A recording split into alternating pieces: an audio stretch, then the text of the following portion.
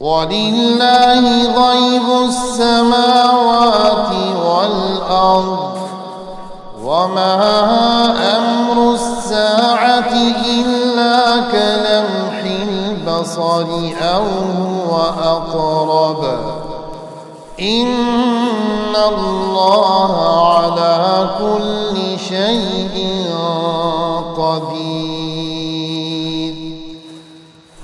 والله أخرجكم من بطون أمهاتكم لا تعلمون شيئا وجعل لكم السمع والأبصار والأفئدة لعلكم تشكرون.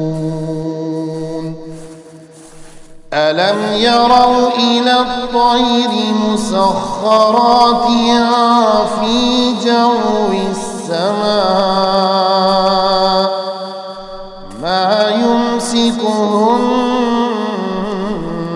إلا الله إن في ذلك لآيات لقوم يؤمنون.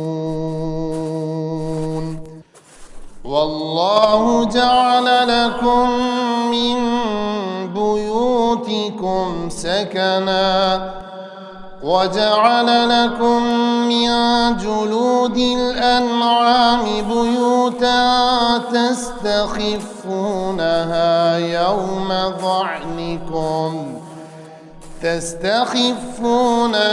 يوم ضعنكم ويوم إقامتكم ومن أصوافها وأوبارها وأشعارها أثاثا ومتاعا إلى حين.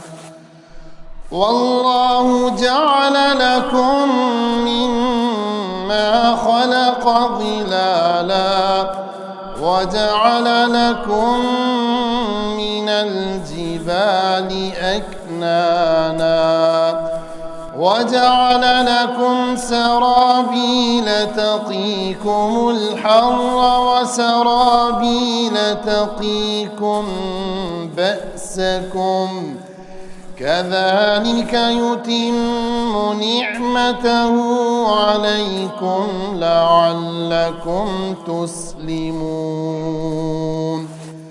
فإن تولوا فإنما عليك البلاغ المبين.